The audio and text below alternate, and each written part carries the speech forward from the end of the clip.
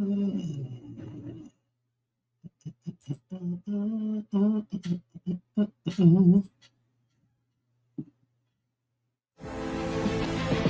change the world and history right here where we're from. It's new beginning to you and me, cause we're not done. In our city, in our city, in our city, we're not done.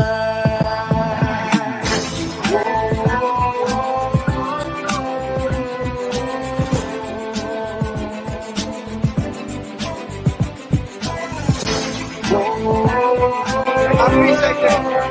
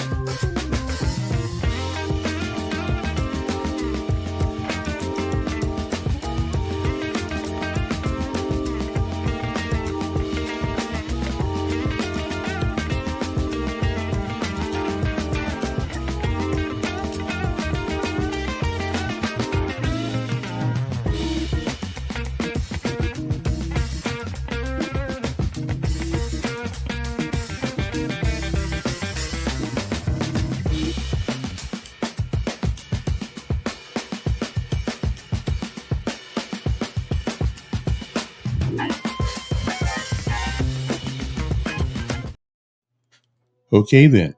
It's time to rise and shine. It's a Monday morning. Yes, it is. There's one more day above ground, and the ground's not above us. I'd say that's a lot to be thankful for this morning. I'm Kevin Elkins. Just in case you do not know, I am Kevin. And so you can just sit back, relax while we get this part of the show going. And this time of morning, we do our daily bread because we need some daily bread. Trust me, we do. Yesterday was a somber day in some parts of America. In other parts of America, well, people felt other things. But we can talk about all that later on. Well, good morning to you. It's time to rise and shine. Now it is time for our daily bread, a word from on high. Something that'll change your perspective or give you a new one. But either way, it's good for the soul. Good morning. I'm Kevin Elkins. This is Decision. We call it that because everything we do requires us to make one. And even when we don't make one, well, we just made one. Good morning to you. It is the 22nd day of September, 2025.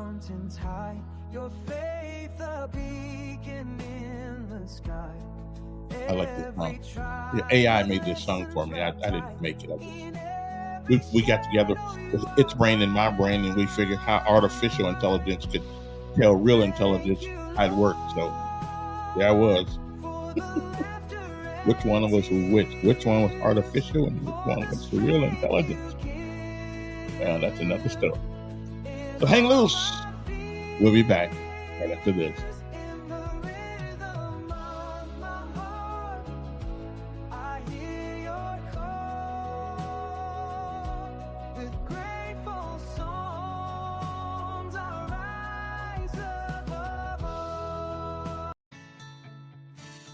God wants to hear your heart. Our Daily Bread. Today's encouragement from the Our Daily Bread devotional was written by David McCaslin.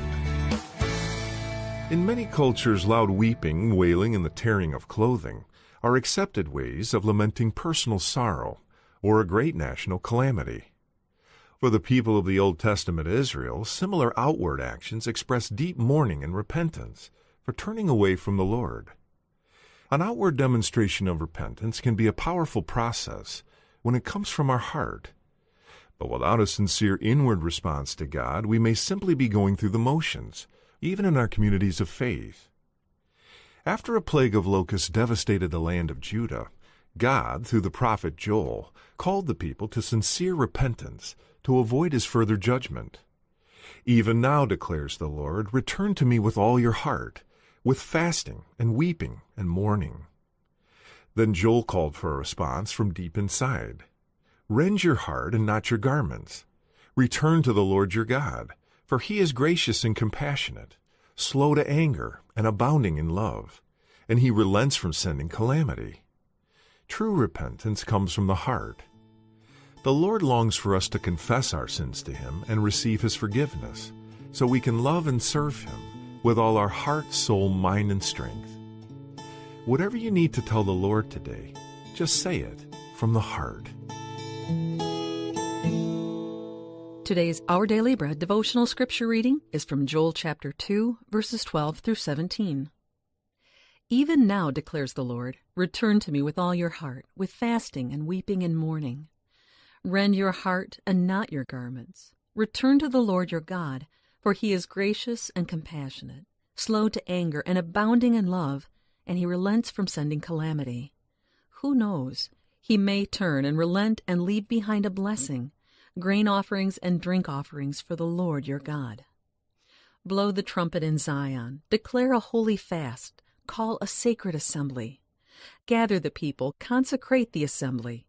Bring together the elders, gather the children, those nursing at the breast. Let the bridegroom leave his room and the bride her chamber. Let the priests who minister before the Lord weep between the portico and the altar. Let them say, spare your people, Lord. Do not make your inheritance an object of scorn, a byword among the nations. Why should they say among the peoples, where is their God?" That's today's scripture reading from Joel chapter 2, verses 12 through 17. Let's pray. Lord, please give us a heart of repentance, to see ourselves as you do. Give us the grace to respond to your merciful call for change. In Jesus' name we pray. Amen.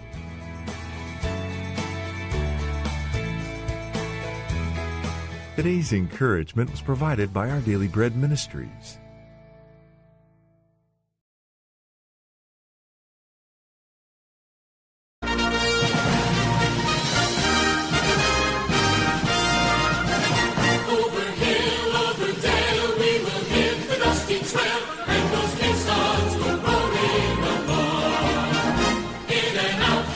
Shout, cows are marching all about, and those caissons go rolling along.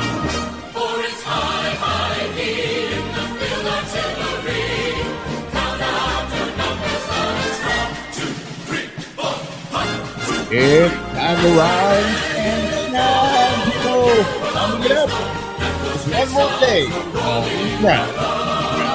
Not on you. Good morning.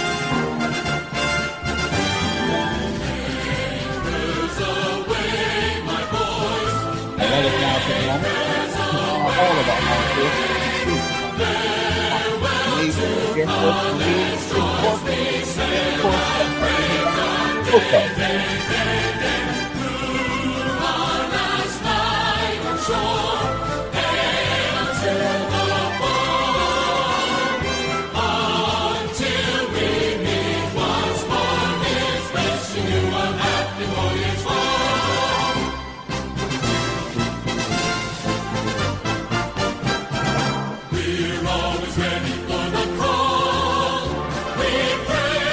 Trust in thee through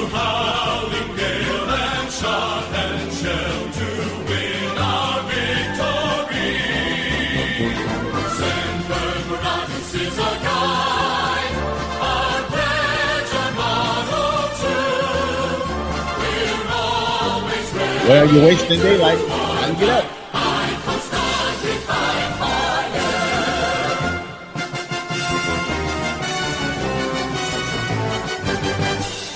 We go into the wild blue yonder, climbing high. And since this isn't Air Force now, we got to get back to Air Force. So we got to do it. Talk courtesy. Come on, boys and blues. And we dive, starting a flame from under, off with one terrible roar. We Time to ride. for nothing can stop the U.S. Air Force. And of course, last but not least, call them Devil Dog. All kind of other things. But we affectionately know that United States Marines. And they still get the best looking suit of all. We will fight our country's battles in the air, on land, Just saying. and sea. First we fight for right and freedom, and to keep our honor free. We are proud to claim the title of United States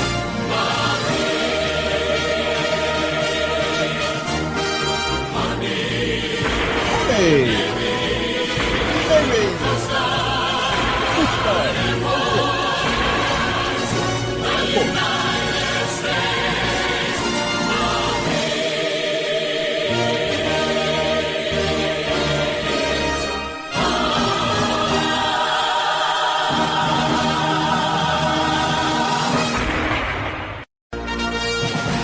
Okay, enough of that. Now, you know it's Monday, right? So on Mondays we have to play our little now I play this one quite often because it is a it is a well it's a lesson in humility.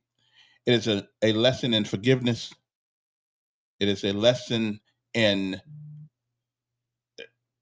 how to turn your life around sometimes, okay? And sometimes some of us still don't do that very well, do we? Anyway, good morning to you. So this is called "It Is a Great Day to Be Alive." I think it's a great day to be alive. I know you've heard it before, but I love it. I just if you listen to it, you got to get something out of it every day because somewhere in our lives we've all found ourselves in a place that we didn't really want to be. Okay, and it was at our own behest, at our own fault. It is just the way life goes. You nobody gets out of life without some trials and tribulations. It's not what happens to you. It is how you handle it and what you do about it. Okay. So it's not what happens to you in life. It's how you handle it. Because everybody has something that has happened to them. Okay. When we get done with this, we'll be back with a lot of things happen here. We're going to talk a little bit about I'm not, hey, listen, I'm gonna get her out to her before the year is out. Okay, just one. Okay, but not today.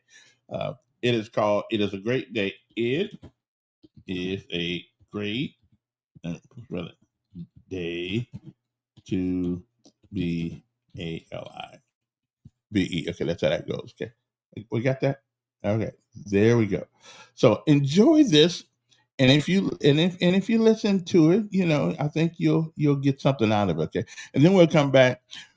We're gonna talk about yesterday that in Montgomery, of course, again over the weekend, a bunch of people get killed. Um, the mayor put out a nice little message to us, like we always get. Um, and again, we're not blaming the mayor or the city council or anybody like that for the violence, but somebody is responsible to the people of this city to try to explain to us. Most of us just go about our lives and we just kind of, live and let live. But the personality of Montgomery is slowly but surely changing. Who is going to get us back on track? Can the mayor in office now do it? I don't know. Can any mayor do it? I don't know. But I do know one thing. it sure is disheartening to see every time we see somebody, every couple of days now, there's somebody um, getting killed or something. It is just, and this weekend it was just way too many. Okay, Ebola for dog face. What does that mean? We need knife control. Yeah, we had that too. Yeah, we had that too. So everybody didn't get shot by a gun or anything like that. But let us go to be on the lookout. Be on lookout. I thought that's bolo, whatever dog face is, whatever that means. We'll get to that later on, and we're going to talk about what happened yesterday at the funeral of Charlie Kirk. But more importantly, some things locally happened that in church yesterday that absolutely flabbergasted me. I'm not going to name the church because I don't want this to bring any kind of negative feedback from the folks in the community, because I like the church. But we got problems. Okay, we have problems. We have problems because we are schizophrenic in America. We say one thing, but often we do something else. Okay, so hang loose. We'll be back. But no matter what happens, it is still a great day to be alive. And that's what's up next. And then we'll come back on, get on to some conversations of the day. Grandmother became my first hero. Growing up, my grandmother never used an alarm clock. But every morning, my grandmother would wake up at 4:15. And at 4:16, her feet would hit the floor, usually right in front of my face. And that's what would wake me up. But I would lay there and I would pretend like I was still asleep, because me and 4:15 really didn't get along.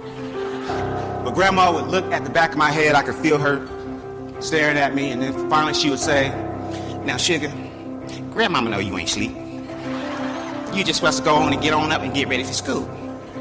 And my grandmother was known for saying things that would kind of make you a little angry because they made so much sense and you couldn't argue with her. Parents, there's things that when you become parents, you start to say to your own kids.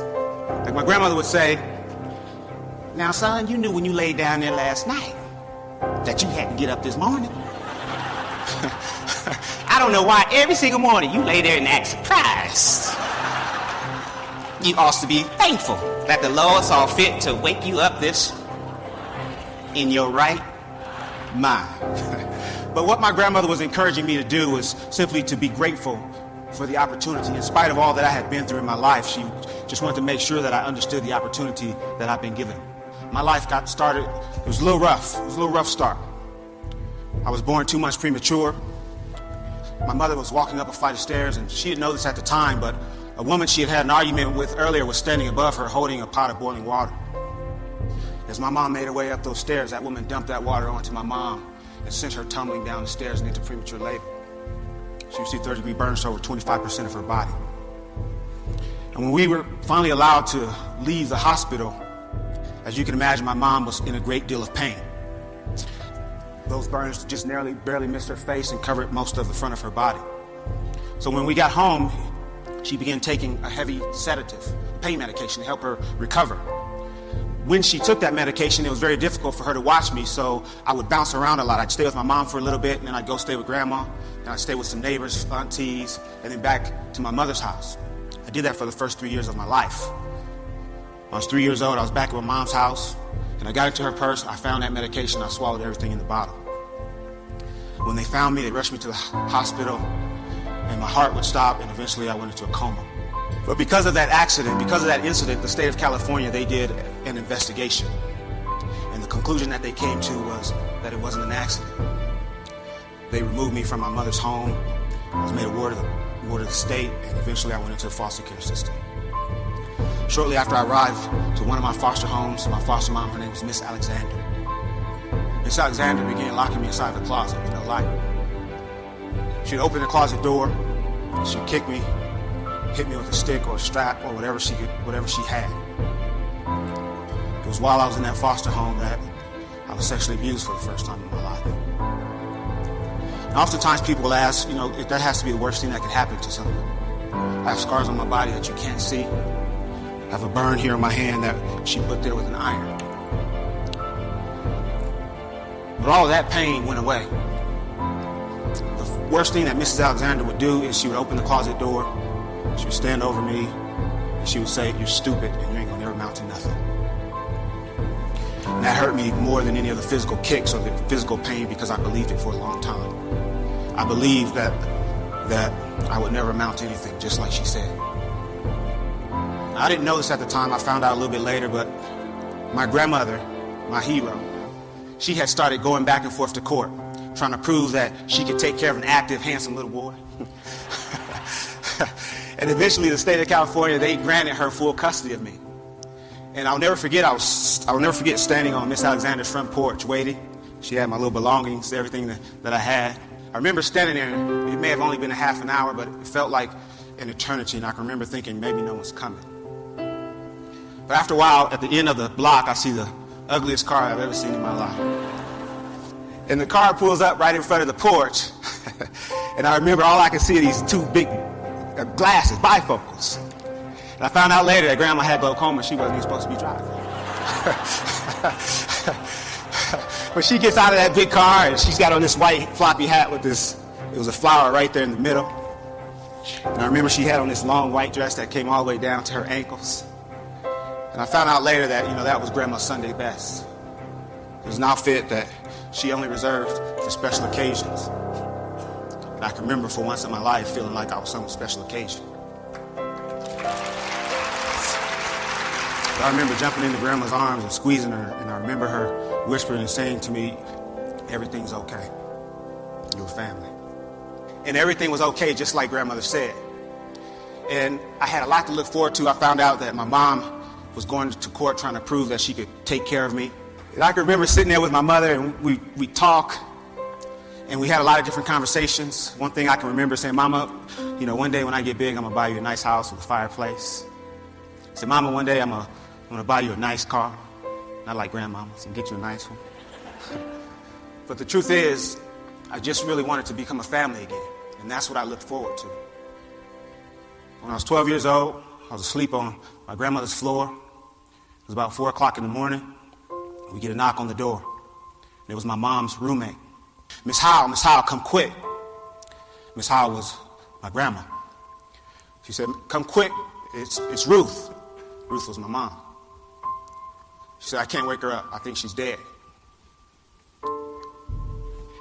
And I can remember laying on that floor, kind of wishing it was, hoping that it was maybe a dream. But it wasn't. And that's how I found out that all the hopes and dreams and things that I had to look forward to weren't going to happen. I became very angry. I became confused. I was hurt. I didn't really understand what was happening. I started acting out, hanging out with the wrong people, breaking into houses, started stealing cars. I can remember not really caring what happened to me. I continued that behavior until I was 19. When I was 19, I found myself standing in front of a judge. I was handcuffed, had a chain around my waist, and my handcuffs were attached to that chain. The judge looked at me and says, "The state of California sentences you to 15 years in prison for armed robbery and assault with a deadly weapon." That day, when that door closed behind me for the first time as a convicted felon, I remember standing in that empty cell. I remember my knees started to get weak and they started to shake uncontrollably. I collapsed and I fell to the floor and I just started crying alone. I can remember hearing voices. Heard the voice of my foster mom saying, "You're stupid, you ain't gonna never amount to nothing." Heard the voice of family members and friends of family that said, "That boy's gonna end up just like his father." My father was a career criminal, he died in prison.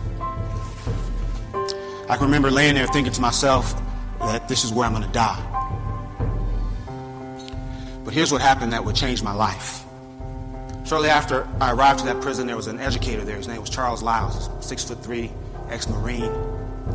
And I don't know what it was about me, but every time he saw me, he'd say, "Hey, Mr. Humphrey."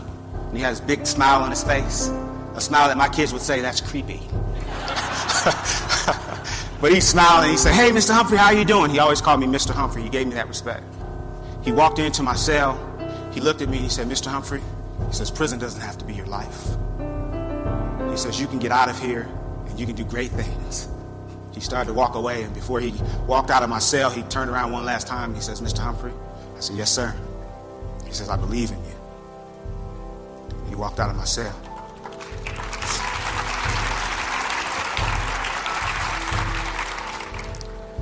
And if he had continued to stand there, he would have seen the tears running down my face because no one had ever said that to me. But I remember thinking to myself, I'm going to make some changes, and I'm going to change my life. And a little over 4 years after the day I originally collapsed and fell to the floor, I walked out of that prison on parole. That was over 18 years ago. I've never been back other than to mentor and help other people. But here's what I know. I know that when you've had a rough life, when you feel unwanted, I know that when you have hopes and dreams and when you have things that you can look forward to and when you have people in place that support you and push you, I know that that gives you a reason to live. It is a great day to be alive. And that's something that I haven't always said, but now it's something that I say to myself every single day at some point. If I'm having a great day or a bad day, that's something that I say. But what I also understand is that what my grandmother was thanking her higher power for each and every day was for the opportunity that she'd been given. And she never missed an opportunity to tell anyone that would listen, especially me, it's a great day to be alive. A great day to be alive. Now, who can get tired? Who can get tired of hearing that? Who get tired of Let's just think it's not a great day. I mean, seriously, who could ever get tired of hearing that? I will never get tired of hearing that. It's a great day to be alive. But however, if somebody is tired of hearing, if you have something that you want to send me a link to or something like that on the email, you can do that. And I put it on I'll put the email address right here because some people don't like my thing. I got some other things too, but I try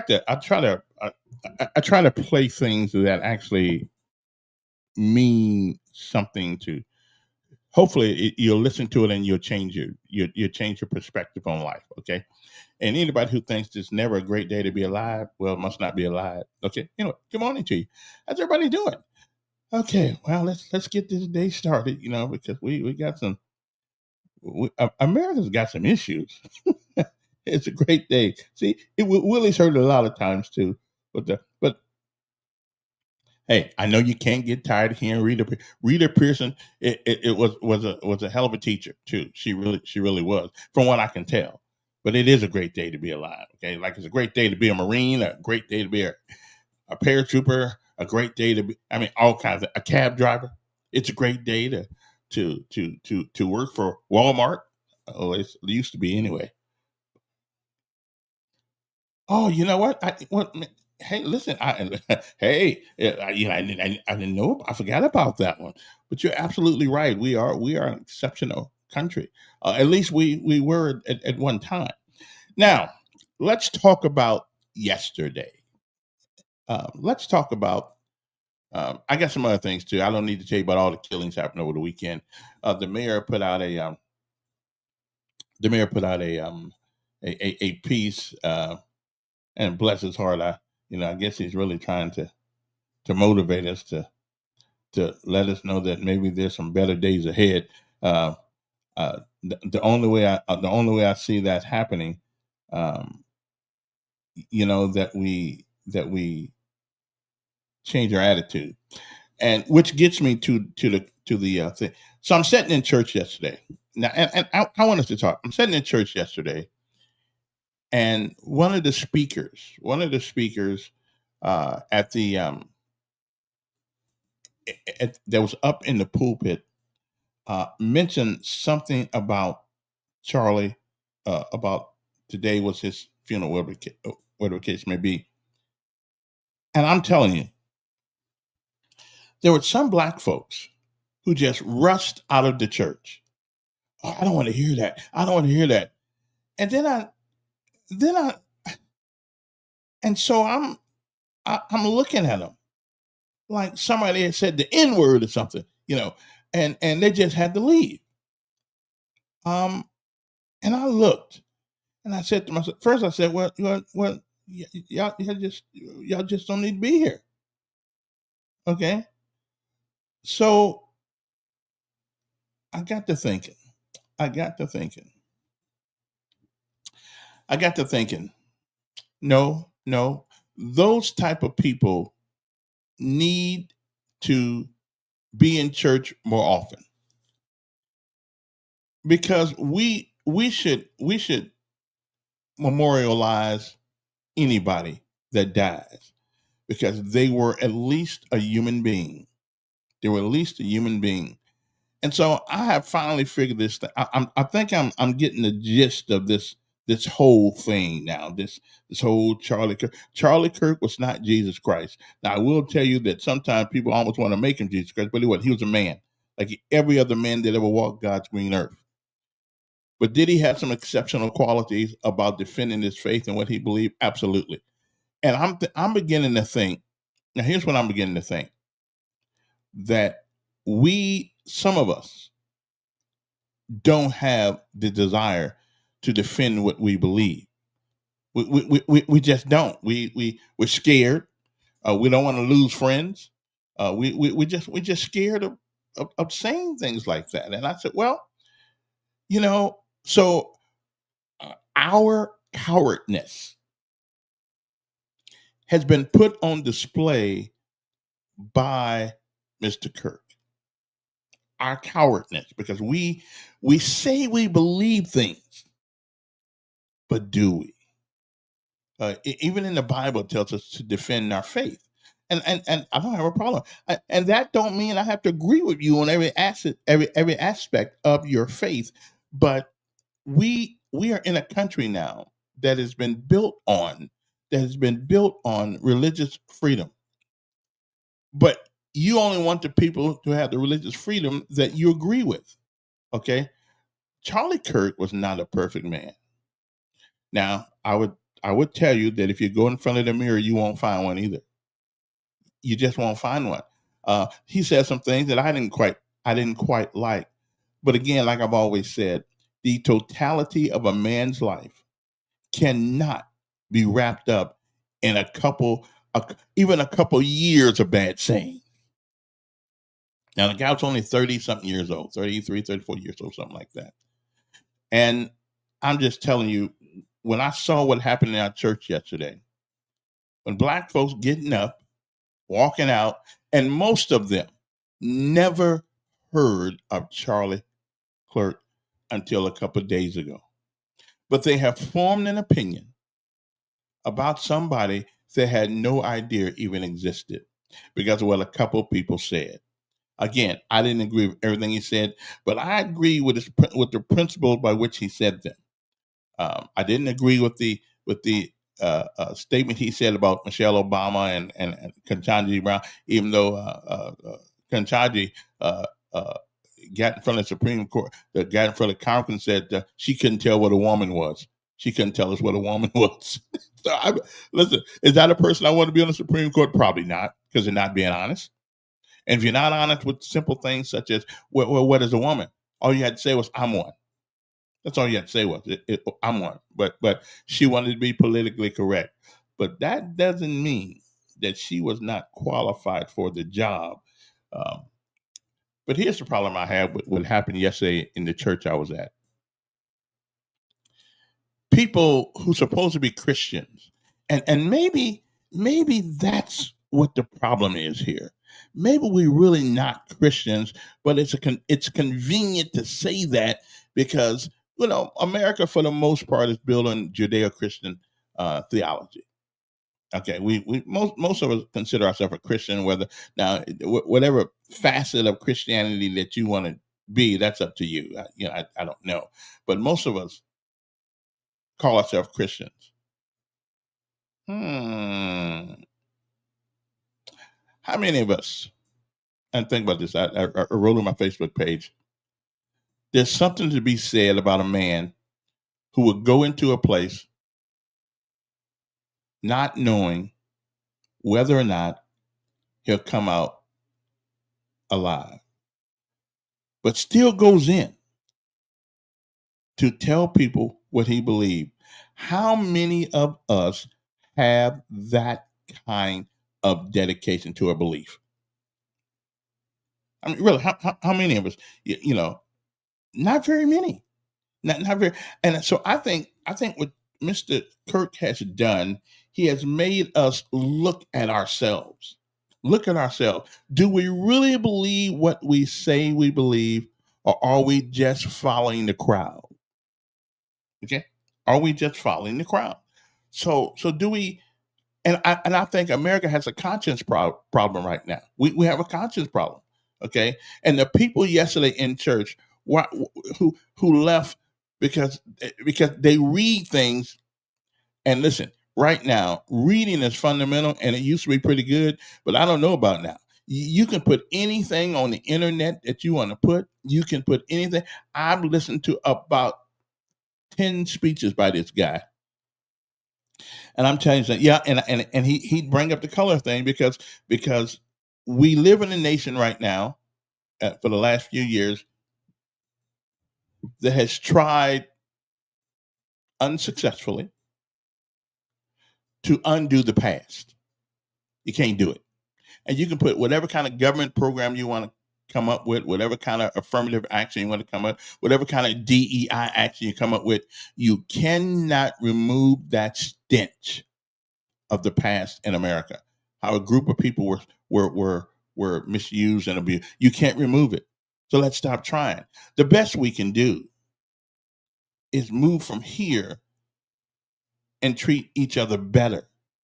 So the liberals of America have went out there and tried to come up with all kind of programs that have just divided us even more. Divided us even more.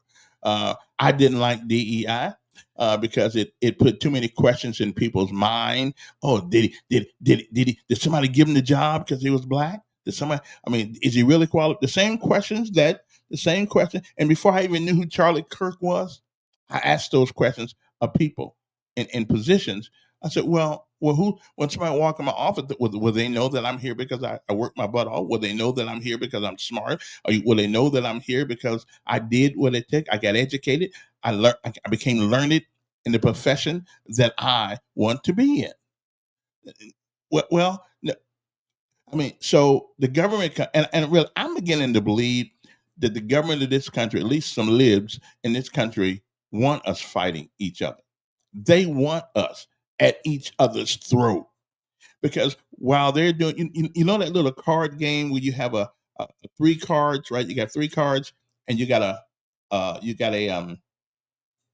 little bean bag underneath on all the cards, right? And your job is to figure out where the little peanut is underneath the card, and you swear up and down that it's under the one all the way to the right. You saw the guy put it under there. You know you did, but you go lift it up, and the bean ain't there.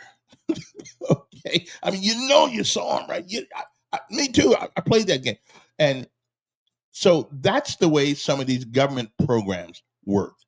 They compel us to ask the questions. Okay, they compel us rather than saying you cannot discriminate on anybody. Okay, for these particular reasons. State of Alabama, though, you can get fired just for looking ugly, I guess. As long as you're not, as long as they don't say you're black, you can get fired. You can fire just about anything, just about anything. So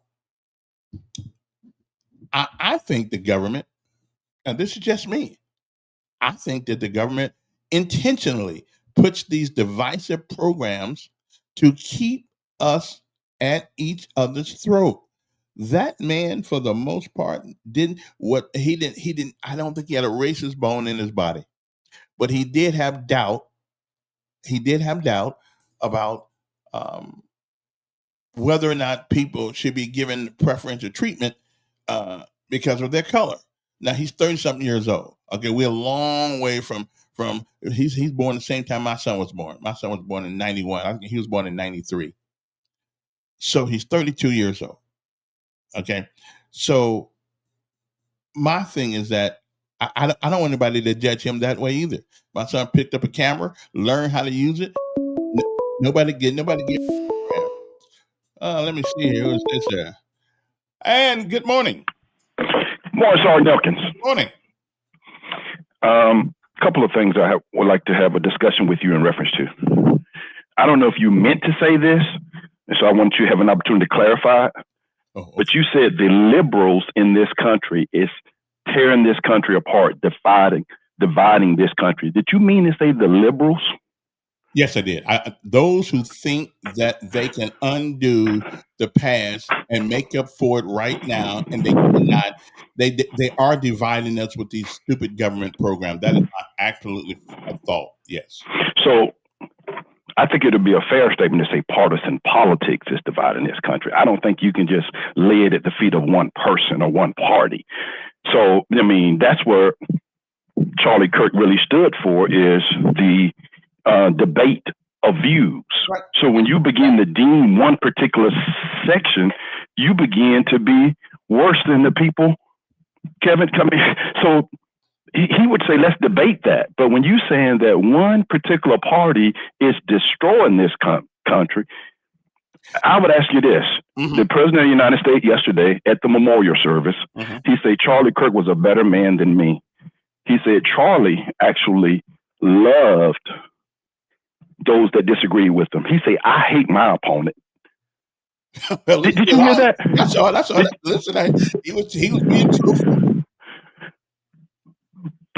But not only was he being truthful, later on that day, he sent out this long message that I think was private to Pam Bundy, the the Attorney General. Mm-hmm. He said, you need to go after my opponents. I want them prosecuted.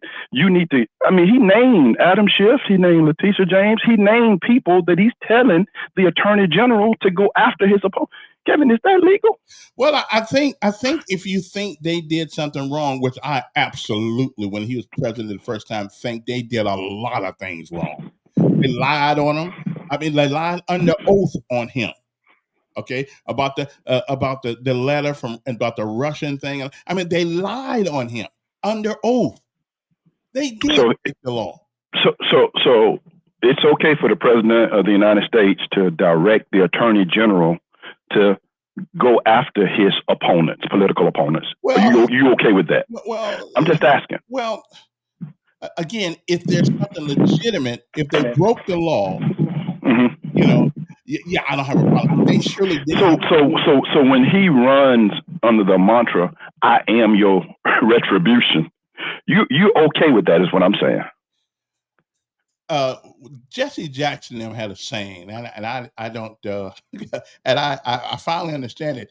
I'm actually like to ask Cash Patel. That's a yes or no question, sir. Are you okay with the President of the United States saying, I am your retribution, that is saying, I'm openly coming after my political opponents? You okay with that? Yes or no? Yeah, I'm going to have to cogitate on that one. Because, but here's my problem. Nobody fought for him when they were lying on him as president the first time. They told some bold-faced lies that everybody knows. Adam Schiff, Letitia James, going up, they just went after the guy. And didn't they not know that what goes around comes around? They lied on the man. I got you. Saying he was in a bed in Russia with a woman peeing on him. So, but when you're saying the liberals are dividing and destroying this country, I would challenge you that it's both sides. That's what I'm saying. It's partisan politics. You're willing to overlook everything that our current commander-in-chief is doing, but you're not willing to give the same grace and space to the opponent. That's where the challenge is. You're okay with everything he does because you believe it's justifiable. Well, not everything. Not everything. I don't like the way we're doing immigration. I don't like going around people putting people in zip ties and treating them like they done stole something from the White House. I don't like that. So I don't like everything. Okay. But what about this? The last thing I'm asking is, recently the administration says that everything the press pool puts out has to be pre-approved by the administration. So any story that they publish has to be pre-approved. Yeah. You okay with that? No, I'm not okay with that. No, I'm not. That's why we got freedom of the press. But here's a question. Should the press be held accountable for the things they write in their lives? Yes, they should be. Okay. If they're lies, they should be. But again, when you are specifically saying you cannot publish anything from this press pool that has not been pre-approved. When you start taking the media, Kevin, they say if you go back and look at history to see how another party took over a country, they started to do similar things that we're doing when it comes to a dictatorship. Now, you can look the other way, but when you start looking and saying you're going to control the press, you're going to start to go after your political opponents, you're going to start to do certain things, you're not seeing that the same way you're seeing the liberals. Now, you're quick to demonize the liberal. The last thing, Kevin, what did the speaker say yesterday to elicit the response from members of your church? What did they actually say that made people get up and walk away? He said that he wanted to continue the efforts of Mr. Kirk, and he was putting out prayers for his family. Just the regular memorial things that you would say when somebody passes. Okay. And he wanted to keep the light burning, as it were, and keep the fight. And because these people heard something about this young man that was absolutely untrue, but they turned it into a race thing. Okay. And I just okay. And if we're Christians, if we're Christian, we are still told to forgive people. Well, his wife said at the memorial service that she forgave the person that killed her husband. So I agree. We are called to love our enemy. We are called to forgive those that persecute us. We're called to do that as believers. So I get it. But when you have people like Cardinal Dunlin in New York says that Charlie Kirk is like St. Paul. Well, I think we kind of took I think we kind of took that because he was just a man. He was a man who made mistakes like everybody else. And they're almost trying to make him Jesus. And that's where I kind of hold the line right there. He was a man, and like any other man. Well, let's agree on that part. He was just a man. Thanks for taking the call, my friend. He was just a man. But I think he was trying to be a good man. But he was just a man, which means that he had failures. He had issues like all of us have. So he was just a man. Let's not make him more than. I mean, he's not he's not Jesus. We only had one of those, Son of God. But again, I do think we are called to be Christ-like, and I think he was trying to be that. He's better at that than I am.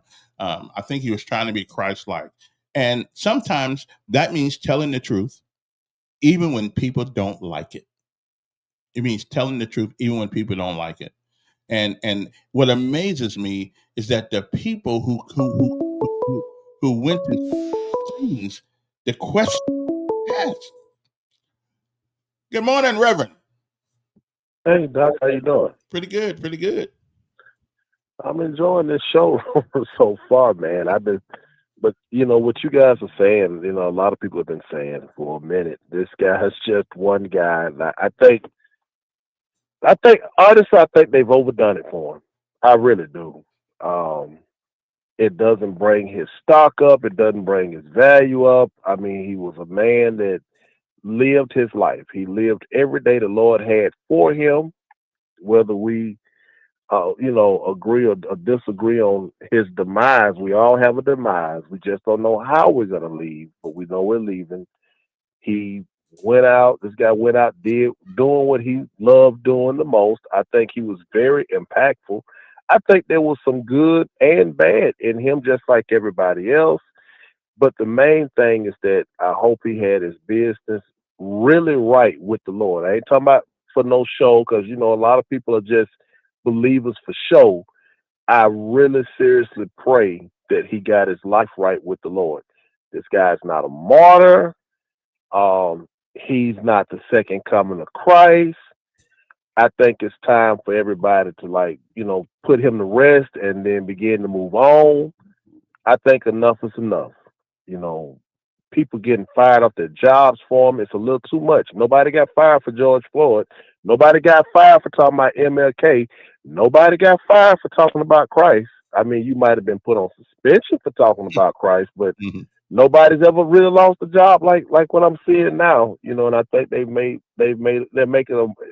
they're overdoing it. It is almost becoming a mockery now to a degree. I think. Yeah, I mean, I think some people. I guess they feel some of the things they are saying is sacrilegious. I don't know. I mean, again, everybody. I believe in freedom of speech, and I don't. I agree with you to a certain extent that I think we way overdoing this. He was not Jesus. He was just a man, no, he wasn't. and even though he was totally done wrong, Now, but- I'm sorry. I want to say this too, and I'm gonna go back to listening to the show. Mhm. I want all Democrats to remember something. You know, I'm not a Democrat nor am I a Republican. I think both parties are full of crap. I remember a few years back when people were being, fired off the jobs, removed from the jobs, having to step down because they wouldn't respect pronouns. Now the shoe was right. That was a deal too. We got people that it was a fired. Yeah, huge yeah, deal. Yeah, people yeah. lost their jobs and things, Because right? they But weren't going to call a man a woman's pronoun, right, and I wouldn't I either. I remember. You know, it was like God. And so now the shoe was on the other foot, and those that were, you know, they were in charge then are not in charge now, and they're spazzing out. You know, I think it's a shame that people can't say what they want to say, and we peacefully disagree. Granted, nobody is, being called out of their name. In Charlie Kirk's defense, a lot of stuff he said was biblical, and it was moral, morally right. But when you're dealing with people that think that they're born a man but thinking they're a woman, what is normal to them is not normal to us.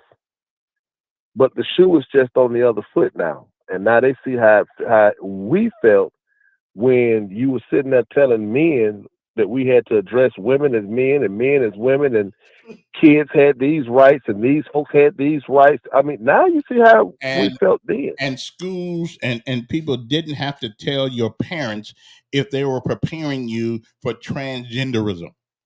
The shoe is You know, officially on the so other foot. yeah, I think at some point it was inevitable that people started to fight back against. I mean, when you try to change nature, hmm you know, you don't get not only going to get pushback from nature, you're going to get pushback from us in it. Right. I mean, I can't believe that they were actually scientists were trying to see if they could make a man have a baby. I mean, just forget what God said. We're gonna do what we want to do, and that's where we were at that particular time, and they were cheering, Mm-hmm. celebrating, and now the shoe is on the other foot. Yeah, it's on the other foot. So it makes you really wonder. It makes you. I say this, and I'm gonna get off. It makes you really relook at the freedom of speech. Do we really have it? They don't have to answer. yeah. I mean, again, I have to respect the person who goes in the lion's den, not knowing whether or not he's going to come out or not, to Yeah. to give his point. I mean, I think the guy's a brave man. Yeah, I think he's, but he's only like you said, he's he's a man. only a man. Yeah, he's a man.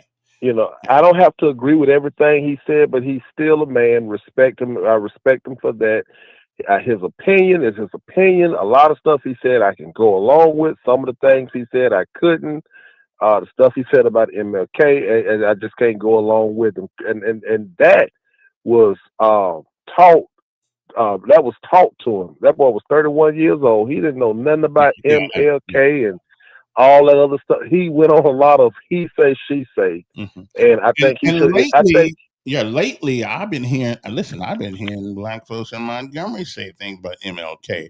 I said, well, it's easy to talk about people when they're not here. I mean, in the heat of the battle, who was out there fighting? Who was out there fighting? Well, so don't tell me. And then you got to look at it. Yeah. Some of them people that are talking against King that were back then were probably jealous because if we had the drum major issue now, we had it then. As a matter of fact, King spoke about it. So some of those people that had an issue with him were probably some of the people that wanted his spotlight. And Charlie Kirk just picked the stuff up. He should have just, left his personal life out of it. But when he went into King's personal life, that's what made society Well, go into because his. everybody has a record, and Yeah, so and the one that in life, there's only one negative side to life, and that is everybody gets a record. yeah. Yeah, Well, we don't look, thank we you. know what's appreciate it. We don't know exactly what's in it. Uh okay. Somebody said that Biden directed Eric Holder to go after his opponents. I do not know that. I don't remember if he actually ever did that, but somebody seems to think that he should have. Again, you and now a hypocrite to the high. Well, I don't know what that means either. You got to be more specific when you say that. Okay. Uh, says Eric Holder was Obama's wingman. Biden okayed the use of deadly force to go through Melania, Melania's underwear drawer. Yeah. You got to send me the article on that one, okay? Liberalism is a mental illness, but just think about this for a second. Just think about this for a second. Of all the government programs, the DEI, the affirmative action, who has benefited the most? Anybody know? And does anybody have any idea who's benefited from these programs the most? Hmm. Yeah, the people that it was allegedly constructed for were the ones who got least benefited from them. What we have gotten out of it is people doubting whether or not we are qualified for a particular job because under under the auspices of DEI, which are this or this other thing, affirmative action. Again, there's no doubt in my mind when my mother was coming up, dad coming up. Well, I don't know what dad did, but when my mother was coming up, that things were not right in this country. And some can argue right now that we're not 100% there now, but we're a lot better. We're a lot closer to right now than we were years ago. So of course there was a time for it, but we live in a nation today where black folks are some of the best educated, at least going to college more than anybody in this country. So we have an educated populace for the most part. Um, we have access to just about any school we can go to. We can get in. We can get in. I mean, money is always the big thing. We got black folks go to. Matter of fact, didn't Hank Sanders go to Harvard? I think. And did Rose go to Harvard? I mean, didn't know. I mean, when I heard that Hank Sanders went to Harvard, I said, right on. The school with a $52 billion endowment who wants government money, and they want more money from us. They want your taxpayer dollars when they got $52 billion endowment. What's an endowment? An endowment is money that is in the bank for the school, given to the school by former um, uh, students, such as, and Harvard always puts out the big wigs, presidents, senators, kings and queens, whatever the case may be. So they have people who can give money back, which is cool, which is good. Alabama State needs some people like that. Okay. Matter of fact, Alabama State this weekend wasn't. Ruben Studdard was in town. Somebody forgot to invite me to Alabama State's presidential ball. I don't. I mean, what's up with that? I mean, uh, somebody needs to get the people out there to tell them that the elk dog, that we don't want this to happen no more. Where I get left out of the because I got a tuxedo. I mean, I know how to wear my tuxedo. I mean, I think it still fit. But that's neither here or there. I'm just saying somebody had the ball out there and they did not call me. Okay, so I'm gonna have to call Quentin up and say, excuse me, President Quentin up, uh, Quentin up, and say, hey, I realize somebody dropped the ball on this, so I forgive you. So if we both alive next year and you still the president of Alabama State and I'm still here, I expect to get a ticket, okay, to the ball. I mean, I could see me right now dancing across the floor, smooth as peanut butter. I could see me doing that right now. Yeah. Yeah. Anyway, let me ask you guys a question. How many of you, to be honest, look in the mirror, you don't have to tell me, how many of us would go out in public in a hostile environment and defend what we believe? How many of us will? We give street preachers a hard time sometimes, just talking about the Lord. How many of us will? I think there's a little bit of jealousy in us. Really, I think there's a little bit of jealousy in us because we want to be like Mr. Kirk. Okay, but it takes some sacrifice in order to do that. I think we want to be like him. We like, in our mind, we like to say that, hey, I believe this. I'll say it to the end of my days. This is what I believe. How many of us were willing to do that? I mean, think about it. How many of us actually, when we leave church on Sundays, we got 7 days before we come back? How many of us? Okay. How many of us? Oh, the fundraiser. Oh, my bad. I can see why I didn't get invited. Okay, hey, I got you. I feel you. They did the right thing. They did the right thing. Not inviting me. Okay. But how many of us will? How many of us will put it on the line for what we believe? I think we're somewhat cowardice, and we're somewhat intellectually dishonest with ourselves. Okay. So I'm just saying. I mean, we got to get it right. Hey, let me tell you about one of our sponsors. What my first sponsor, as a matter of fact, and it is, that's right here. For if you are in need of a cell phone, you're tired of, listen. And you don't have to buy the latest and the greatest. As a matter of fact, you'll come out a whole lot better if you buy one generation lower. Like right now, the iPhone 17 is out. Yeah, I'm not buying iPhone 17. I'm tired of chasing technology. I'm tired of it. But One Stop Wireless, which is located at 3445 Atlanta Highway. Okay, 3445 Atlanta Highway. There's a gas station right at the corner of Atlanta Highway and Coliseum Boulevard. Right there. It's called the Shell Gas Station. They're in that same building with these people, and it's called One Stop Wireless.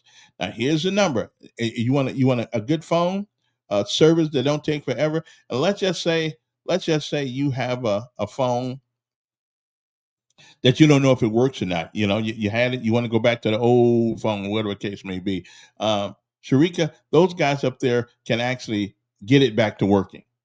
Okay. 334-320-2988. One Stop Wireless. Okay. 3445 Atlanta Highway. Their number is, write it down, 334-320-2988. Okay, that's the number that you call and tell them you heard about them on the show here, so I can get some more sponsors, so I can eat. I'm starved, so I don't starve doing this every morning.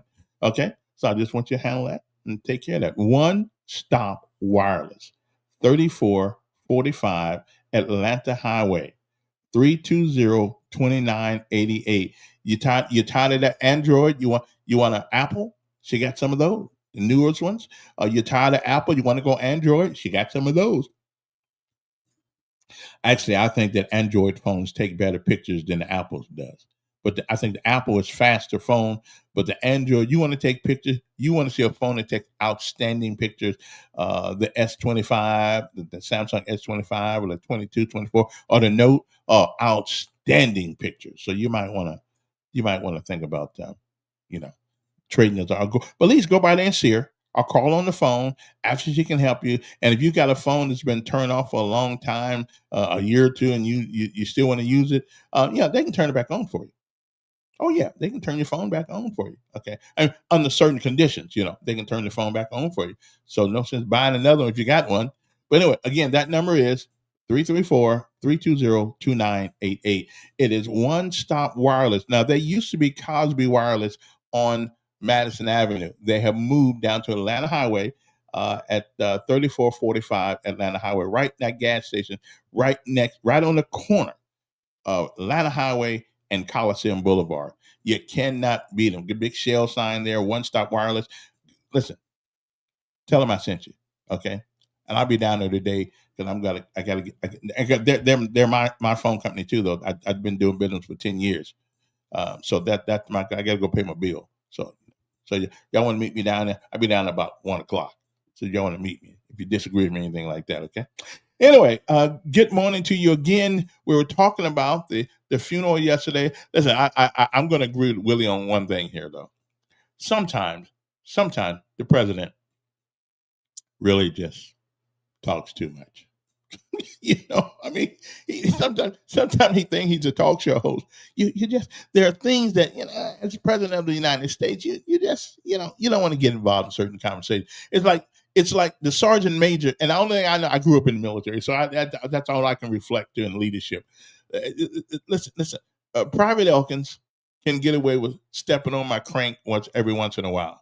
But Sergeant Elkins, they expect me to do a whole lot better. And trust me, I got called in front of the first sergeant office a few times because I forgot I was Sergeant Elkins and I wasn't Private Elkins anymore. So the excuses that I used to use don't work. So, well, the president needs to, but he is better than he used to be. He is better than he used to be. So I'm going to give him credit for that. But he needs to do a better, his communicative skills, unless he's doing it on purpose. I mean, it's not a TV show. It is the presidency of the United States, and a lot of people look upon us as leadership. And I just think I wish he would let his communication people talk and not him. Okay, I think as far as his philosophy about being a president, I'm good with him. I'm good, but his communicative skills sometimes they have a lot to be desired. I do, and again, I don't like the way he's going after illegal aliens. I just don't like the way we rounding people up like they're horses and cattle. I understand it because if you're here illegal, then you're here illegally. You came in the wrong way. But I just think there's got to be a better way. There's got to be a better way to do this than the way we are doing it at the moment. But he's president of the United States, and I'm not. So I don't get a chance to do that. Again, we started this day off by I'll tell you what happened in church yesterday. I'm not going to church. I didn't go to my regular church. I went to another church yesterday, and I used to belong to that church too, though. A lot of people left out. A lot of black folks left out. I don't want to hear that. I mean, what kind of Christian is that? Because the speaker said that he pays homage to Charlie Kirk. And at least 5 or 6 black folks left out the church. And they never even heard of the guy before until the other day. And then they probably heard it from news and they probably listened to CNN, which I ain't mad at. Everybody got their choices. But they probably never really heard the guy. Because there is no way that if you are a sound mind, if you you're halfway intelligent, that you would disagree with everything he said. That dog ain't gonna hunt. Okay, there's just no way. The guy was brilliant in his debating method. I mean, he was just brilliant in it. I mean, and you gotta even give the devil his due sometimes. I mean, this guy could put you. You think you got him in a corner, and no, you didn't. He was just rest. He was taking a break from you because he already know because he's done this so often that he knew the crazy things that people would say. Who this is? Yeah, Don. Hey, where does Willie Durham get his information from? The Southern Poverty Law Center, or where? You got any idea? No, I don't have any. But you know his number. You can call him. Hey, well, his secretary won't put me through to Willie. His black secretary. None of his black people that work there will put me through. If there's a white person, I call, but he doesn't. He doesn't believe in diversity. But the brother said that Trump has to approve every article put out by the press. Well, that's the rumor I heard over the weekend, but I didn't. What where did Brother Willie get that? Well, Because it's actually a lie. so what is? It's What like is everything he says is conflated. Now the White House approves who comes to the press pool, right? which is the same thing Biden and them did. You know, Biden sat there and gave the press pool the questions to ask. But then Yeah, he did. the other Yeah, thing, he did. I mean, it's just, he's so full of hate for Trump, and then he talks about other people not hating and love, and it's so pitiful. You know, he said his son wouldn't even go into war, wouldn't go serve under Trump. That's a lie. You know, he's still there, I guess. You know, I bet you his son really loves headset. But on the article, on the social post yesterday, Trump put what every Republican wants to happen. Republicans are sick and tired of people doing crap and never paying the price. And that's what the thing was about. Hillary Clinton pays for a dang crap to put out and try to kill Trump. Yeah. Nothing happened. All of them, Adam Schiff, all of them lied and did. Nothing happens to them. That's what Trump put out yesterday. People are sick and tired of seeing nobody ever paid a price for anything unless they're Republican. You know, the only people you had the one guy that went to prison because he wouldn't appear before Congress. You know, nobody ever happened to anybody else again. But people are sick and tired of people not paying the price for the lies and cheating and stuff they did. And that's what Trump posted. But Willie, prove your statement about the press. One time, prove what you say. All righty then. See, we live on this show. Of course, you can have your debate about that. But I do think, and I do believe that if Willie was we're all intellectually honest here, that the other side has always gotten a pass, often, not always, but often.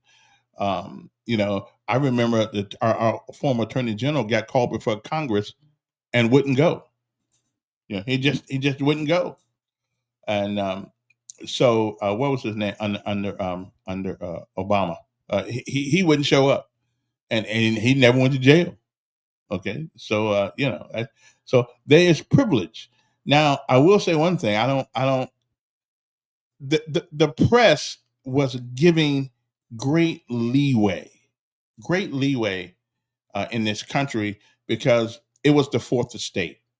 It was important that our newspapers, that our news outlets would be able to tell the story. But I think somewhere along the line we stopped telling the story and tried to configure policy. We tried to change politics, and our politicians, rather than tell us what they did, they tried to lead us in a position where they want us to believe what they say they did, as opposed to what they actually did. So I think somewhere along the line, the freedom of the press has been tarnished by its own entity. I mean, its own entity. And now but see, here's the problem. We got everybody now has got a computer and the internet, pretty much their own press. They can put out anything they want to put out. They can correct you. They can lie on you. They can do the same, which is what our press does often. They can correct you. They can lie on all kinds of things. But again, I ask the question: How many people would do what Charlie did? How many people would go on a trip like that man has to face his opponents? Not just one or two. And on a college campus, and listen, college people are kind of crazy anyway. They think they know something they really don't. They may know a little bit about academics, but when it comes to real life, no, they don't know. I mean, most of them still living at home, or whatever the case may be. But they're the most opinionated people. You know what they remind me of? They remind me of a wagon with a can in it. That can makes a lot of noise in that wagon while it's rolling down the street. But if you look over at it, you'll see ain't nothing but a can. Okay. So therefore, What I'm telling you is that they make a lot of noise, but substance, nah. I'm gonna put a couple of Charlie's things online uh, on the and let you guys listen to them because I listen. I respected the guy. Now Willie came up with a. Let's see. He said there's a. Let me see here. Pentagon steps up meteor. Well, I don't have a problem with that. Now requiring approval before reporting even unclassified info. Well, if that info is incorrect, I mean, now the military, I'm kind of with that being limited, and that's not. I mean, that's been going on since the beginning of time. But political news, listen, I think they got a right to print what they want to print, even if it's a lie. They got a right to print it. But yeah, the military, yeah, I'm for limiting the access to military personnel and to military objectives and military missions. I'm absolutely for that, but not in the political realm. Okay, not in the political. I think Hicksef has got it right on that one. I like him too, as a matter of fact. He's making the standards a lot harder. Of course, my son had to go in now. Now he got to run faster, and everything else like that. But hey, and he said something. We need the warrior ethos back. We do. We need the war. If you don't want to fight, if you don't want to put the butt on the line, then don't join the military. Don't join the military because you want a sex change. Don't join the military if all you want something to eat for free. Although it is pretty good food, I can tell you. But don't join. Join. The primary reason for any military is to protect this nation against all enemies, foreign and domestic. That's the primary goal of the military. Protect this nation and its citizens from all enemies, foreign and domestic. So that's what the military is for. So all this other experimental crap we've been doing, letting guys go in, wanting to be a girl, and it all starts. Who put that ugly man in as a woman? I forgot what. In one of the cabinet positions, one of the medical board, the ugliest woman ever created on God's green earth, and but it was a man, but they let her walk around in a dress. Really, walk around in a dress? Even the Bible speaks of men wearing men's clothes and women wearing women's apparel. Okay, but you walked around with a dress on. But I just okay, and they gave her rank as a general. I don't know what they call them. It was an admiral or something like that. Anyway, so the left side has been doing things like that for a long time. Okay, we've taken our country so far, for the lack of a better word, so far to the left until it takes an Herculean task now to bring us back at least to the center. At least to the center.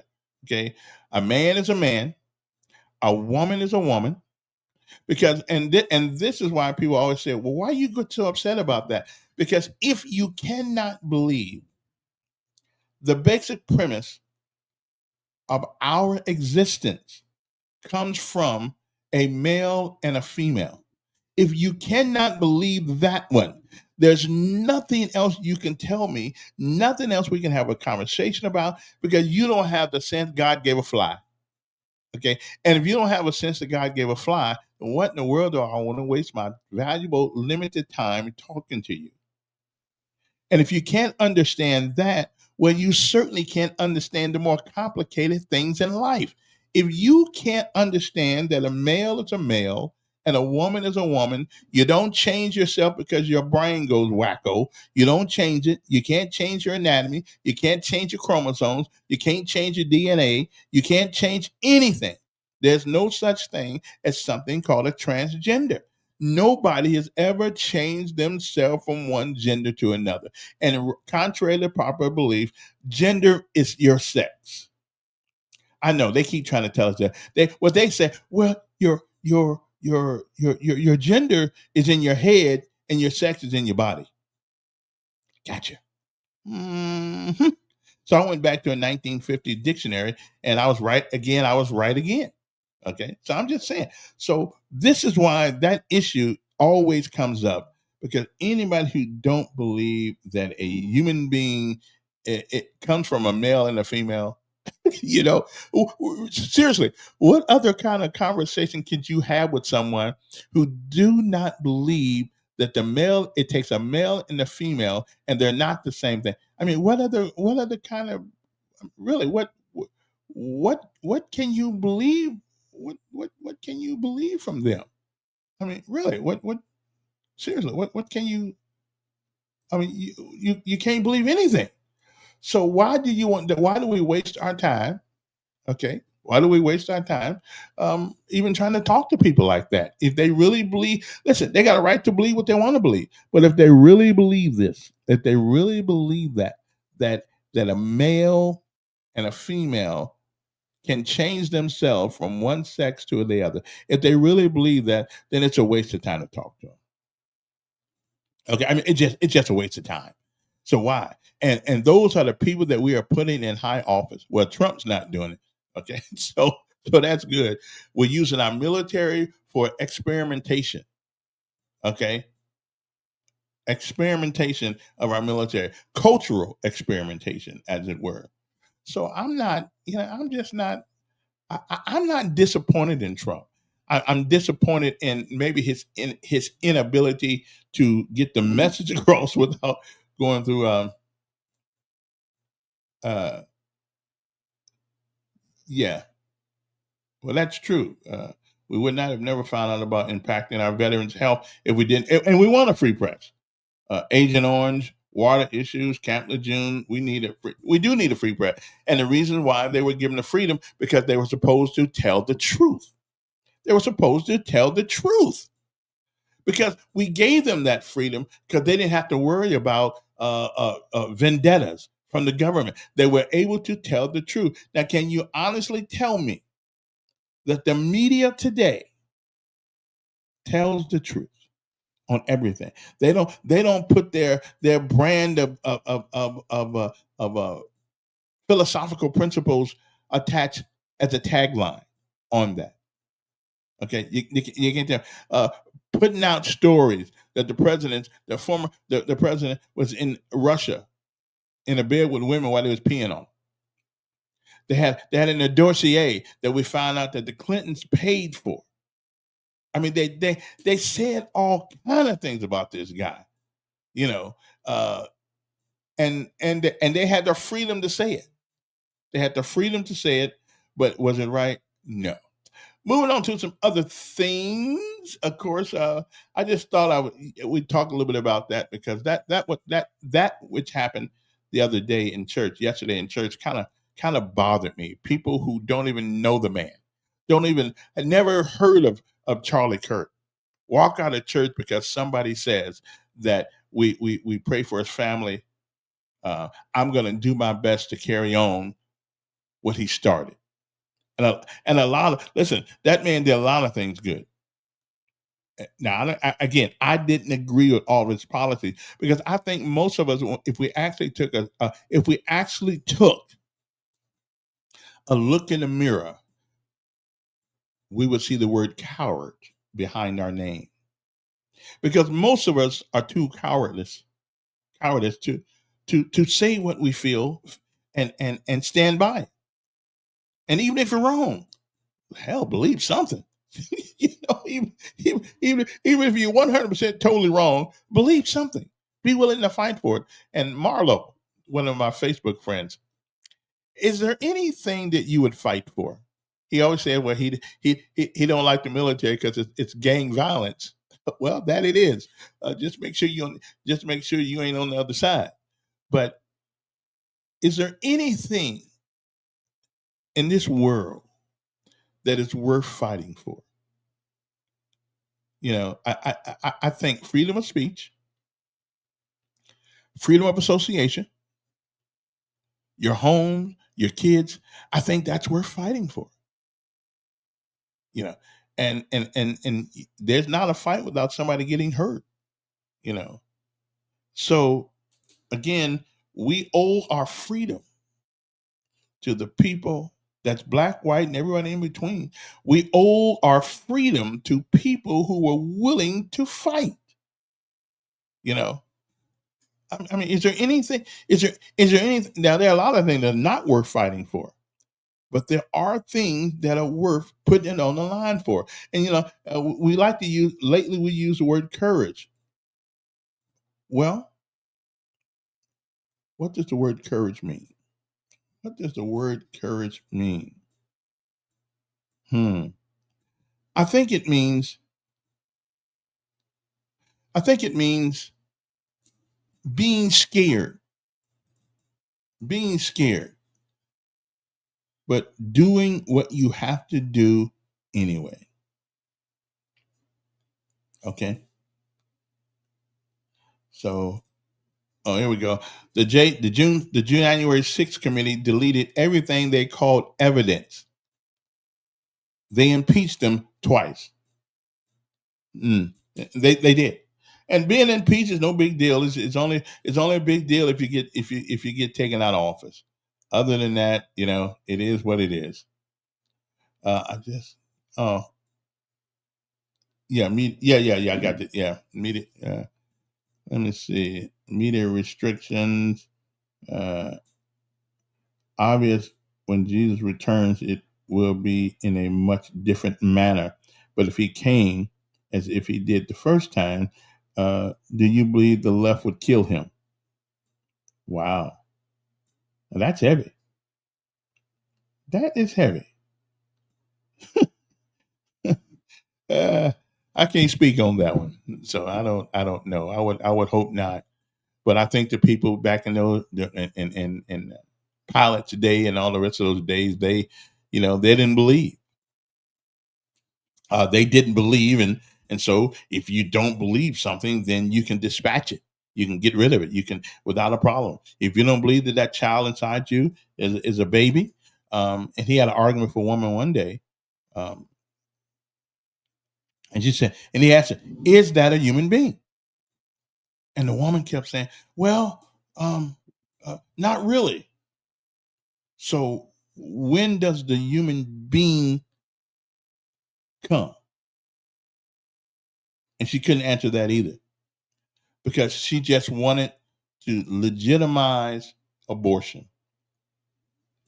And when we become a nation where killing your children becomes sport, then nobody's life is safe. Nobody's life is safe if in fact that's the nation we want to become. Over the weekend, of course, we had a bunch of people, I mean, some people stabbed to death, another injured. Montgomery police are investigating after two women were stabbed on Sunday morning. MPD officers were called to a local hospital at 2 o'clock in the morning, where they found both women. The first victim, who had sustained life-threatening injury, was later pronounced dead. The second woman sustained none life-threatening injuries. No update has been given on her condition. Police believe the incident happened around the 3200 block of Raintree Drive. More killings. The mayor did put out a statement on that. He always puts out a statement, so that's good. Then here's another one. Here's another. Here's one right here. We got 1, 2, 3, 4, 5, 6, 7, 7, 8, 9, 9 men. 9 men out of Wetumpka. 9 men out of Wetumpka. Police in Wetumpka have arrested 9 men. 9. Not 1, not 2, not 3, not 4. No, 9 of these guys. Okay? Okay, hold on. 9 of them. And they are the ones misusing kids. Okay, really misusing children. Okay, let me see if I can show you their faces right there. You're probably going to see them. You're probably going to see them on the news sometime today. Hopefully, let me see. That the one? That's not the. No, that ain't the one right there. Okay, is that the one right there? I don't think that's the one. Let's go to the window. Oh, there we are, right there. Okay. So these are the men, 9 of them. I mean, wow, what kind of, I mean, you know, I mean, did they not have anything to do? Um, and they taking kids. Let's see, let me see what this said. Is that police in Wetumpka have arrested 9 men on child sex charges following an undercover sting operation. Those charged thought they were communicating with a minor, children, online, but were actually communicating with adults posing as underage children. Information posted on the police department Facebook page has said. So these guys, I mean, what kind of people we got out here today? I mean, really? Come on, y'all. Y'all got to be able to do. Y'all got to be able to do better than this. Okay. I mean, you got to be able to do better than this. I mean, I'm just saying, y'all might want to slow your roll, slow your roll a little bit on that one. But anyway, so that is the people out of Wetumpka. Wetumpka. You think it's the gambling that's doing it? You think it's the gambling? You think it's the gambling that is causing these people to do these kinds of things? I mean, and because Wetumpka is getting kind of tough lately here, And here's another one. Here's another one I can't understand. Why do people believe that they can go to Alabama Department of Correction, one of these prisons? Okay, another one the other day. She goes in with fentanyl, marijuana, and cell phone strapped to her leg, whatever the case may be. Which I understand now why we don't let children do certain jobs, because their mind is not matured enough. Because if you're so stupid that you look in the newspaper every day and somebody's being caught carrying contraband into the prisons. So you think that they got caught, but you won't get caught. Okay, that's it. I don't know how much sense that makes, but okay, that's what they be thinking. Okay, I mean, really? Now, all them 6 guys, one name is Whitley J. Brown of Montgomery, Contreras, whatever kind of name we got. The Jackson, 19 of Elmore County, Miguel Taylor Lugo of Opelika, guy named Tyrone Debney, 31 years old of Montgomery, Giancarlo B. Abner, 40 of Montgomery. Now, he know better. 40, he the oldest one there. Ryan David Wilson, 27 of Atlanta.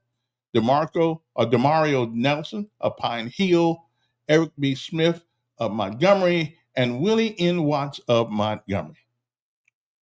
Okay, then. So anyway, the men were placed in Elmore County Jail under no bond. No bond. And here's another killing over the weekend. 2 people are dead and a third one injured following a shooting Saturday evening, Montgomery says.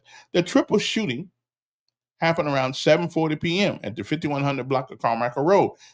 This is from WSFA. A news crew, of course, was on the scene. They checked things out, and they said a third man was taken to the area hospital for treatment. What are to be called non-life-threatening injuries. And if you live in Georgiana, there's something to be said about age. Okay, there's something to be said about age. The Georgiana police chief. Now he is the police chief in Georgiana. He got arrested. Really? It's charged with 3 counts of third-degree domestic violence, harassing communication, and it's a woman. It's a woman. A woman will make you do things. A woman will make you do things that you just don't think you do. But that's a police chief. He's 40. He's too young to be a police chief. Okay, I just think you need to be 50 years old. You need to have already gone through all that woman stuff, and you learn how to separate the two. You got a responsibility to the public as a police chief and a responsibility to your kids as a dad. But leave the woman thing alone. Don't be calling a woman up on the phone 50,000 times. He didn't use his cell phone from the city to call her up. Listen, I understand your pain, brother. I do. But come on, man. You're the police chief. Now who is going to be the police chief now? Or probably the second guy in charge. Court documents cite the victim as saying he began calling her late in the night on August 8th, threatening multiple times, "I'm going to get what's coming to you." Okay, the woman who was in a relationship with the chief further explained that even after telling the chief she was done with him and blocking his call, he had some way to still calling me from a blocked number. And She'd get called from City Hall. Okay, again, I feel you, brother. I know that, but let's let that go. Okay. Now, let me give you some good news. Well, let me give you let me give oh, let me give you something here. There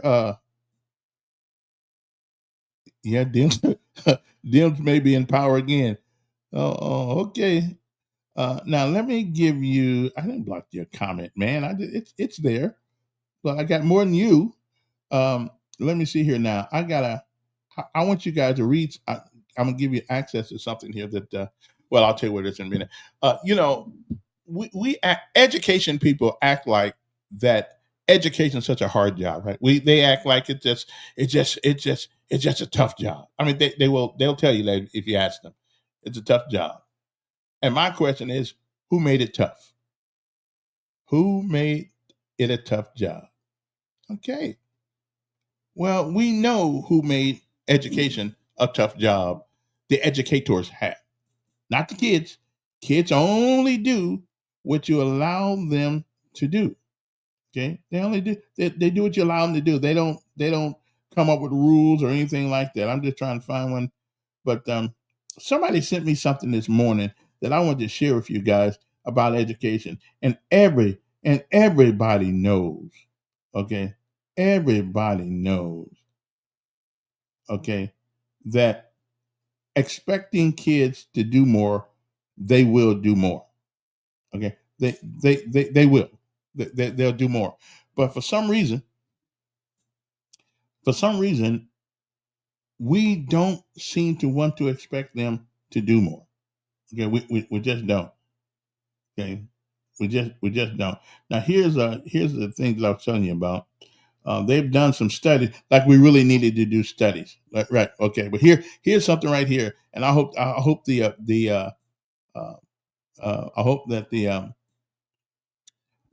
that the school superintendent is listening to this here. Proof of the theory of high expectations. Okay, now listen to this. Robert Rosenthal, a psychologist at Harvard University, is best known for his 1964 study of Lenore Jacobson that examined how teachers' expectations can influence student performance. This became widely known as the Pygmalion effect, the Pygma, Pygma, Pygmalion. Anyway, Pygmalion, however you pronounce that word, effect. See, I think they come up with these words so brother can't pronounce it. Called and otherwise known as the Rosenthal effect. Okay. So Robert Rosenthal, a psychologist at Harvard, is best known for his 1964 study of the Lenore Jacobson that examined how teachers' expectations can influence student performance. This became known, of course, as the Rosenthal effect. Okay. The study was conducted at an elementary school in California. Rosenthal and Jacobson wanted to test whether a teacher's expectations could become self-fulfilling prophecies in the classroom. Here's the experiment. Intelligence test. All students were given a nonverbal IQ style test at the beginning of the school year. Rosenthal and Jacobson randomly selected about 20% of the students and told teachers that these children were intellectual bloomers. They were expected to show unusual academic growth. In reality, the chosen students were no different from their peers in ability. Teachers' expectations. Teachers were not told the selection was random. They believed that these children had shown special potential. So over the school year, teachers often unconsciously treated the bloomers differently, giving them more attention, encouragement, and opportunities. The results? At the end of the year, the bloomers showed significantly greater IQ gains compared to other students. The effect was especially strong in the younger grades, first and between the first and second grades. Key takeaways: self fulfilling prophecy. Students perform better largely because teachers expected them to. How many years we've been saying this? Okay. But we give them IEPs and all that kind of stuff. Teacher behavior shifted subtly, more smiling, nodding, waiting longer for answers, giving more challenging material, etc. Spark awareness of the power of expectation in education, management, and leadership. Later, research has both supported and critiqued the strength and the replicability of the effect, but it remains a landmark in social psychology and educational theory.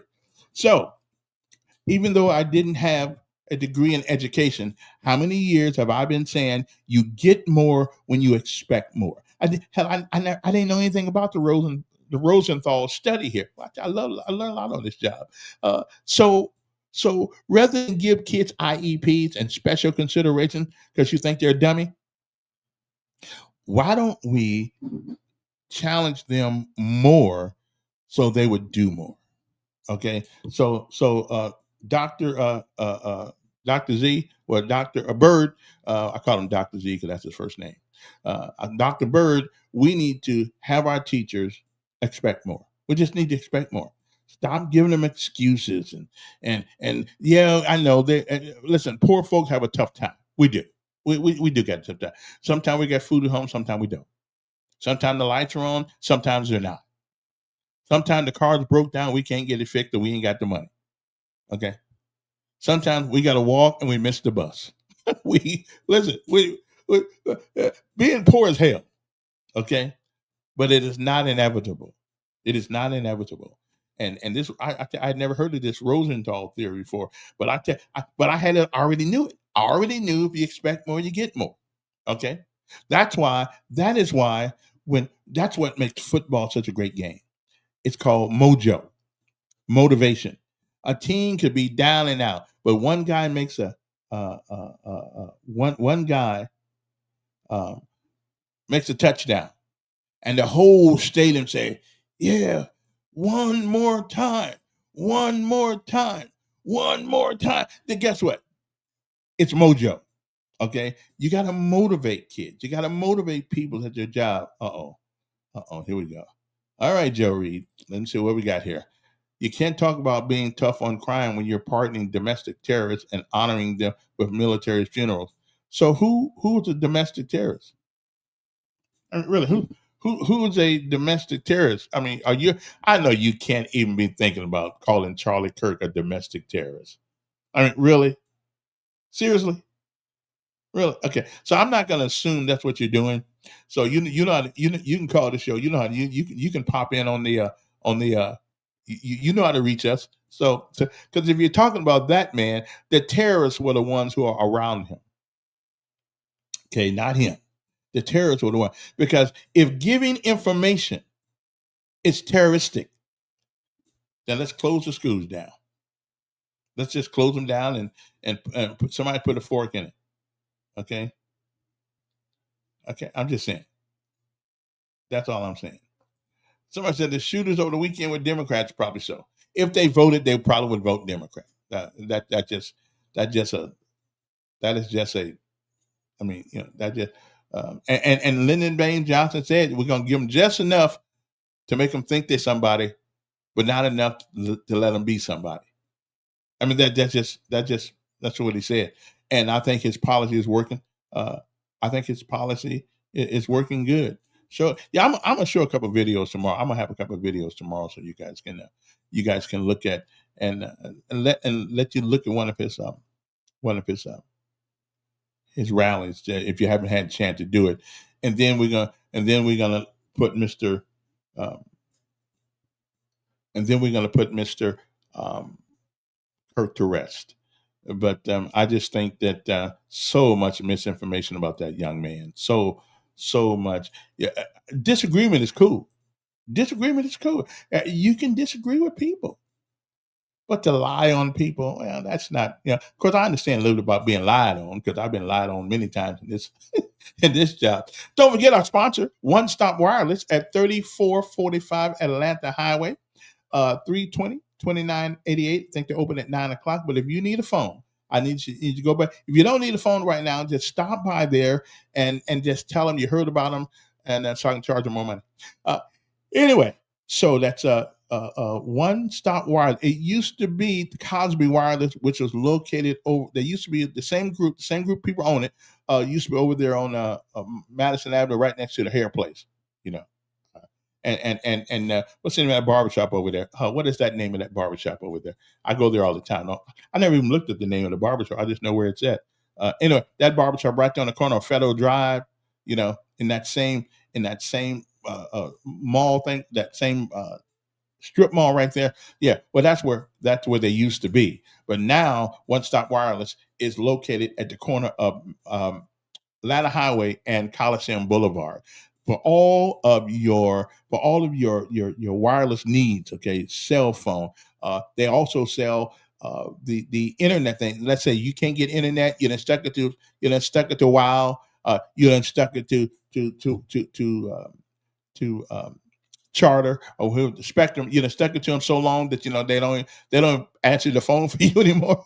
Hey, I understand it. Sometimes life get rough like that. Well, I think she's got one that runs $35 a month, and it's portable. You can take it with you anywhere you want to take it with you, and it's a little box that goes into your house. And I don't know. I think it's like $35 a month, but you got to give them a call. So don't be stuck without the internet because you done stuck it to WoW, and you done stuck it also to Charter. I mean, not Charter, but to Spectrum. But so she can hook you up. So now, no sense stealing your neighbor's Wi-Fi upstairs, because every time you do that and they find out you're doing it, they change the password, and now you got to figure out how to get the password all over again. So although I got a program to find passwords, but I do that for professional reasons. But anyway, so here's what you do. You make sure you give One Stop Wireless a call at 334-320-2988. That's 320-2988. One Stop Wireless, right on the corner of Atlanta Highway and what's that? Coliseum Boulevard. It's right in the gas station right there. Right in that gas. Easy to find. Easy to find. You can't miss it. Okay. Tell them you heard about them over here, and I love you for that. I love all of you anyway. I mean, I don't like some of y'all, but I love you all. Okay. So I'm just saying. So you might want to do it. So if you're tired of the phone you got, you need another telephone, then doggone it. They got plenty of them down there, and they're not very high. Okay, they got all kind. I think they got Motorola. They got Apple. They got Samsung. They got the Pick phone, I believe, from the one from who's that? Google. Okay, so go by and see them. Okay, 3445 Atlanta Highway, right on the corner of Atlanta Highway and Coliseum Boulevard, in the gas station right there. They're right next door. You can't miss it. Okay. That's right. Tell Sharika that we talked about Sharika. We talked about it on airways. I met her husband the other day, and he's a big fella. So I made sure I was nice when I went in there. I was nice and make sure that because I'm too old to get a butt whooping, and he could whoop me. Yeah, he could whoop me kind of bad. Yeah. I didn't. That's just the way it goes sometimes. Okay. Anyway, the numbers here. If you want to give us a call, the numbers here. I got the numbers here. So what's the numbers here? Just in case you want to call us, if you think you smarter than I am this morning, which you may be. Somebody told me last night that I had a grandiose personality, that I think I'm important. Now that's not totally true. I think I'm okay, but my checking account keeps me humble. So it's like today's lesson of life. If you have to give people a business card, you're not famous. And I got a whole car full of business cards. Okay. So you're not famous if you still got to give out business cards. You got to work until people know your name without your card. Then you are successful. I mean, does anybody got to ask Barack Obama for a business card? No. Anybody got to ask Trump for a card? No. Any of the Bushes? No. Anybody got to ask the governor of the state of Alabama where's her business card? No. They already know her. Okay. Some of our senators some of our senators and House of Representative people are not as famous as they want to be, because I don't know most of them when I see them. But when you work hard enough, people will know you, and you don't have to give them a card at all. Okay, so I'm just saying I'm not at that point yet that I don't have to carry cards, because I got a car full of them, because nobody knows me. Okay, so I'm just saying so don't get the big head until you don't have to give a business card to anybody for them to know who you are. Okay. And remember what happened. It is a great day, an outstanding, a fantastic day to be alive. Now, one more piece of good news. One of the best schools in the city of Montgomery is moving on Alabama State University. One of the best schools, Valiant Cross Academy, will move elementary school to Alabama State University. I think that is an outstanding idea. Downtown Montgomery, all boys faith based private school, Valiant Cross Academy, plans to house part of its elementary school on Alabama State University campus at the Zelia Stevens Early Childhood Center. VCA and ASU leaders announced last Monday. The campus space that VCA will use at ASU will serve kindergarten, first, and second grade this year, with plans to add a third grade to the following year. I'm in a place the other day, and this young man came in with his granddad, old Vietnam veteran guy. I knew there was something special about him because he carried himself in such a unique way. He carried himself in such a way that you don't see most young kids walking around that way today. And he turned around and he had the Valiant Cross sweater on. I got to tell you, that school, what I can't figure out is why can't we give all of our schools, our local high schools, a sweater that represents their school or a jacket or something? Why can't we have the same? Why can't we have the same type of kids go to regular public school? Who said that we can't do it? Okay, the Rosenthal experiment, which came out in 1964, which I read to today, showed us that you just got to expect more. You just got to, if you can expect more, you can get more. Kind of like Mark Gilmore, get more with Gilmore. I got you. Rest his soul. Anyway, I mean his nephew the other day. As a matter of fact, he's a warrant officer in the United States Army Reserve. So anyway, so what about that? Okay, so Valiant Cross is going to have a place on Alabama State University, which is great. And so now they'll be out there, and I think some of them will train some of the college students how to act. To tell you the truth, okay, I'm just saying. And again, another woman. This is the second one in the last week. She visits the Elmore Correctional Facility. Okay, if you want to know how to go from a visitor to a guest, then this is how you do it. You show up with 46 grams of fentanyl, 96 pills of Oxycontin and hydrocortisone, 6 grams of sprayed paper. I really don't know what sprayed paper is or what it does. 55 grams of synthetic cannabinoids. And here's one, 4 Apple iPhones. If you want to go from being a visitor to being a guest, this is all you have to do is take all of this stuff, And Kyria Latham, 25 years old, was detained after body scanners detected multiple concealed objects on her as she was trying to enter the facility during visitation hours. Well, that just goes to show you. Man, my time's almost up. That just goes to show you. People around 25 and below, they don't think like regular people. Every day there's somebody getting caught out there at the correctional facility. Let me give you that list one more time. If you want to go from being a visitor to the prison to being a permanent guest, all you got to do is this. You need to take 4 Apple phones, 55 grams of synthetic cannabinoids, 6 grams of sprayed paper, 95 pills of Oxycontin and hydrocortisone, and one more, 46 grams of fentanyl. Now, if you don't have a place to stay and the rent's high and your money is low and you need a place to stay, all you have to do is follow her example and go out there on the prison and tell them you're coming to visit somebody. And then you don't even have to worry about where you're going to stay that night. Okay, matter of fact, you'll be out there for a little while, so you don't have to worry about that. Okay, I mean, if things get that tough, you just follow her lead, and next thing you know, you'll have a place to stay, 3 hots in a cot. But my understanding that the food out there is not that good. Okay, I understand in the summertime it's hot, and in the wintertime it's cold. I'd rather deal with cold than hot any day of the week. Okay, but anyway, that's the man. I can't believe my time is up already. I've been talking so much. All right then. Well, listen, I gotta go. So don't you guys, hopefully the good Lord said the same. We'll be back tomorrow. Bless the soul of Charlie Kirk, and may many of us become someone like he was, willing to tell people about the things we believe and willing to stand up for them. I don't think you can ask anything from a human being besides that. If you believe it, show it. And remember, it is not the falling down that gives you the strength. It's getting up each and every time you fall. Good morning to you. It's a great day, an outstanding day to be alive. See you tomorrow. Bye.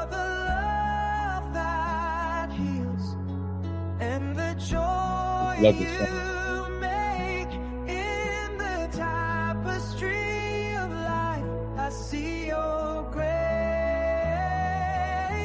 Every moment filled with your warm embrace.